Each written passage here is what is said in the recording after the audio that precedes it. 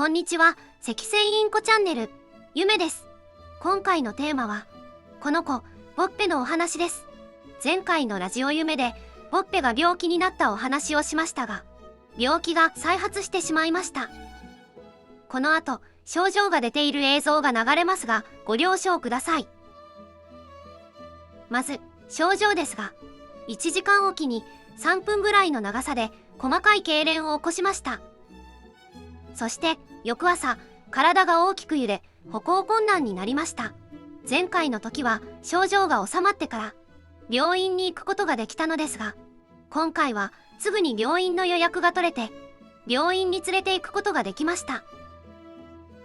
前回見てもらった時と同じ医師が担当していただきました。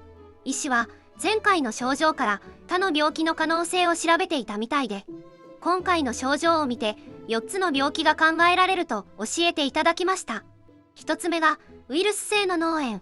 これは口、鼻、耳からウイルスが入り脳に炎症を起こすもの。この時口の中が荒れたり鼻水が出る、耳の周りの毛が抜けるなど症状が合わせて出るのですが、ボッペの場合はこれらの症状がなかったので可能性が薄い。2つ目が中耳炎、内耳炎。耳に膿がたまり頭を動かす位置を感知する三半規管の障害を起こすもの。この時も耳が汚れていたりするのですが、ボッペの場合はきれいな耳をしていたので可能性が薄い。3つ目が新生転換。生まれつき脳の機能に障害があるもの。医師はこの病気の可能性が高いと言われました。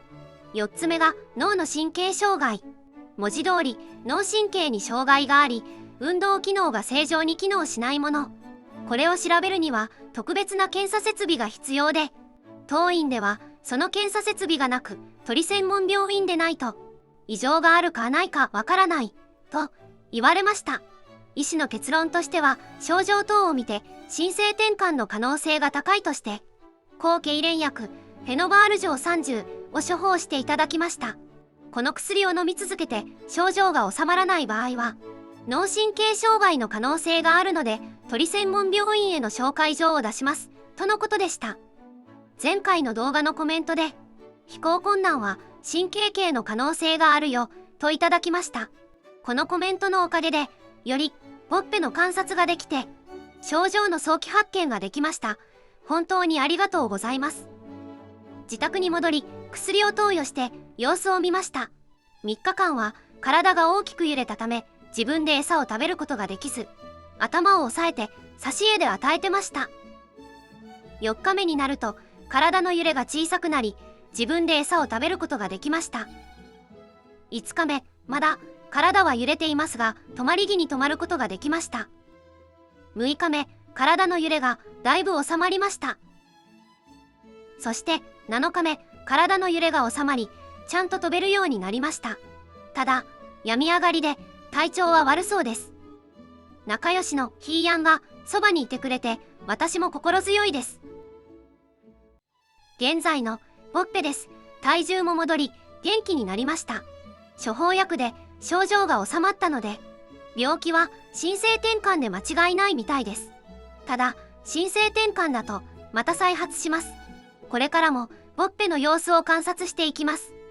以上でボッペの病気の経過報告を終わります。この動画がインコの飼い主様の参考になれば嬉しいです。病気を抱えているインコの飼い主様は辛い日々を過ごしていらっしゃると思いますが、小さな命を支えていくには飼い主しかいないので一緒に頑張りましょう。ラジオ夢ではこんな感じで情報とか私が思っていることなどお送りしています。いつもの絵本のような物語動画も毎週土曜日にお送りしています。ぜひご覧ください。それでは最後までご視聴いただきありがとうございました。ゆめでした。